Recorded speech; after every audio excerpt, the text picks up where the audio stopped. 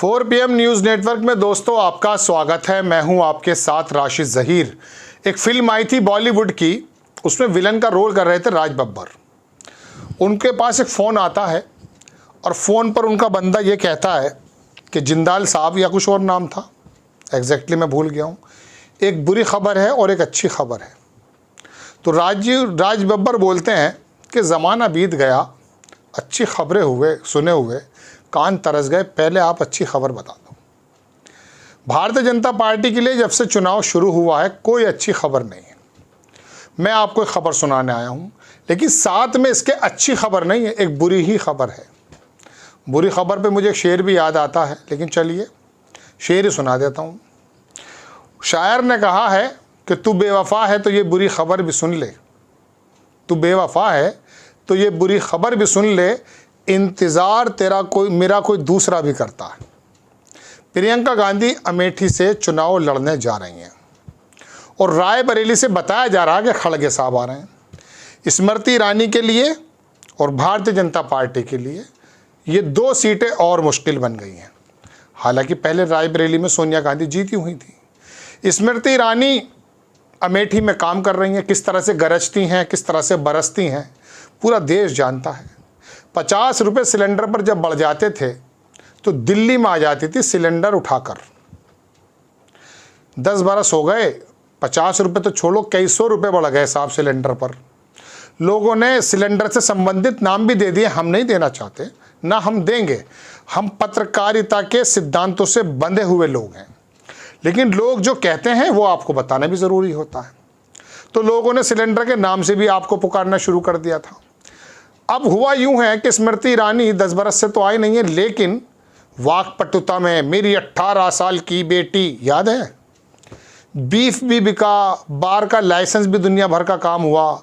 लेकिन जनाब मन, भारतीय जनता पार्टी का सिंबल लेकर के जब उम्मीदवार उतरता है तो लोगों का ऐसा आरोप है, ये सोचते हैं लोग कि हम तो दरअसल राजधर्म या राम राज्य लाने वाले लोग हैं। अब वहाँ पर जब प्रियंका गांधी आ जाएंगी, खबर के मुताबिक, जैसा कि चर्चा चल रही है, अखबारों की 1-2 खबरें वो भी लगा देता हूँ।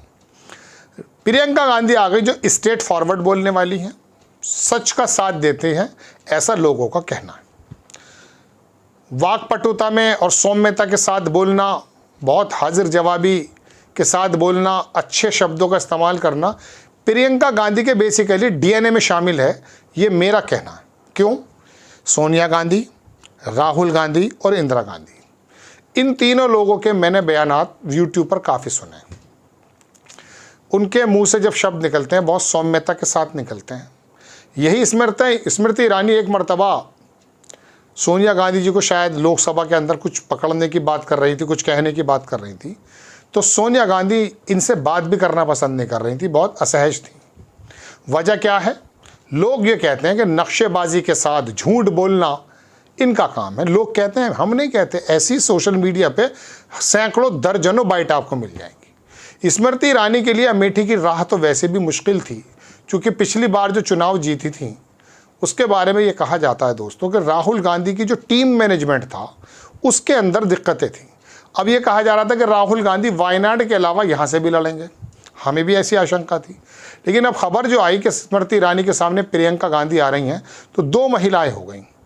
एक महिला वो जिसके बारे में आप कई बार देख चुके हैं, लोगों के आरोपों के अनुसार नक्शेबाजी करती हैं, झूठ भी बोलती हैं लोगों के आरोपों के अनुसार।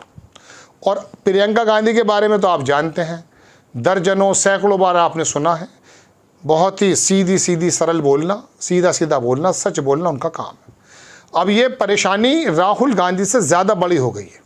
वजह क्या है? एक तो प्रियंका गांधी राजीव गांधी की बेटी, राहुल गांधी की बहन, सच बोलने वाली महिला, ऊपर से महिला। स्मृति ईरानी के लिए 2 प्रॉब्लम्स हो गई हैं, और भारतीय जनता पार्टी के लिए तो प्रॉब्लम्स हैं ही। रायबरेली में जब कांग्रेस के अध्यक्ष अगर चुनाव लड़ रहे हैं जैसे खबर है, तो आप यकीन मानिए वहाँ के भी समीकरण बिगड़ जाएंगे। और अब भारतीय जनता पार्टी उत्तर प्रदेश में बैकफुट पे जैसे है 2 चरणों के बाद, और ज़्यादा मज़ीद परेशानी बढ़ जाएगी, क्योंकि ये तीसरा चरण ही ये तय कर देगा कि भारतीय जनता पार्टी का राजनीतिक ऊंट किस करवट बैठेगा। 2 में अच्छी खबरें नहीं हैं, ये हम आपको सीट दर सीट बता चुके हैं। पूरे भारत की स्थिति अजीबोगरीब है। बल्कि मैं पंजाब के जो चीफ मिनिस्टर हैं भगवंत साहब, उनका एक बात सुन रहा था मैं बहुत ज़्यादा सीरियस उनको नहीं लेता, लेकिन कह रहे थे कि 190 सीटों पे जो चुनाव हुए हैं उसमें से 120-30 सीटें गालिबन इनकी आ रही हैं। 55, 45 और 21, 70, 80 तो पिछली बार भी आई थी। तो कोई मुज़ायका नहीं है कि 190 में से 100, 130, 40 सीटें आ जाएं। उसका हम कभी और कर लेंगे, लेकिन फ़िलहाल तो हम बताना चाहते हैं कि रायबरेली में अब आकर के आप ये समझ लीजिए कि दरवाजे पर कांग्रेस ने पैर रख दिया है। मुझे पैर क्यों याद आ गया? आप कहोगे साहब फिल्मी आदमी है, मुझे फिर फिल्म याद आ गई। गुरु फिल्म आई थी, अमिताभ बच्चन के बेटे की, बड़ा शानदार अभिनय किया था। शायद मणि रत्नम उसके डायरेक्टर थे। वो अंबानी, धीरूभाई अंबानी के बारे में बताया जाता कि उनमें बनाई गई थी। उन्होंने एक बात कही अभिषेक बच्चन ने उस फिल्म में कि दरअसल हमारे दलीय दरवाजे बंद कर रखे थे आपने बाज़ार के, अब हमने पैर लगा दिया, अब ये दरवाज़ा बंद नहीं होगा, हम अंदर आएंगे। और हुआ भी यही है। तो अब कांग्रेस आई, उत्तर प्रदेश में पैर अड़ा चुकी है। ये बात दीगर है कि बड़ा दल यहाँ अखिलेश यादव का है, लेकिन कांग्रेस का तमाम समर्थन गाज़ियाबाद की सीट पे हमने देखा। अखिलेश का तमाम समर्थन कांग्रेस के पंजे पर आराम से ट्रांसफ़र हो रहा है। अमरोहा की सीट पर ऐसा देखा पंजे पर ट्रांसफ़र हो रहा है। वो पंजा कम नज़र आता था पिछले 30-35 सालों से, बैलेट पेपर पे भी और ईवीएम पर भी। मतलब नज़र तो आता था, लेकिन जितना ज़्यादा वोट पड़ना चाहिए उतना वोट नहीं पड़ पाता था। अब वो वोट पड़ रहा है। राहुल गांधी, खड़गे साहब, प्रियंका गांधी, अखिलेश यादव खुद उतर गए। तो अब ये समझ लीजिए कि उत्तर प्रदेश जो ये समझ रहे थे कि 80 सीटें हम ले लेंगे, पिछली बार भी 62 आई थी, उसमें मज़ा किरकिरा हो चुका है। किरकिरा नहीं, बाजी हाथ से निकल गई जनाब। अब स्मृति ईरानी के लिए इतनी दिक्कत पैदा हो जाएंगी जब प्रियंका गांधी वहाँ आएंगी, हाथों हाथ उनको लिया जाएगा। ज़मीनी स्थिति आपको हमारे चैनल पे कई बार अमेठी की नज़र आई है कि वहाँ लोगों का कहना क्या है। स्मृति ईरानी के लिए भी बुरी खबर है और भारतीय जनता पार्टी के लिए भी बुरी खबर है। तीसरे चरण में कुछ भी हो सकता है। लोगों की कुछ आशंकाएं भी हैं, वो एक अलग एपिसोड बनाऊंगा मैं, देखिएगा उसको ज़रूर कि तीसरे चरण में क्या होने जा रहा है। बहरहाल ये खबर है और ये बुरी खबर है। भारतीय जनता पार्टी के नज़दीक प्रियंका गांधी खुद उतर गई हैं, राजनीतिक कदम उठाते हुए खुद सांसद बनने जा रही हैं। मुझे लगता नहीं कि अमेठी की जनता राहुल गांधी, इंदिरा गांधी और इनकी सीट पर शायद प्रियंका गांधी को ना जिताएं। उनकी जीत प्रबल है, ऐसा लगता है।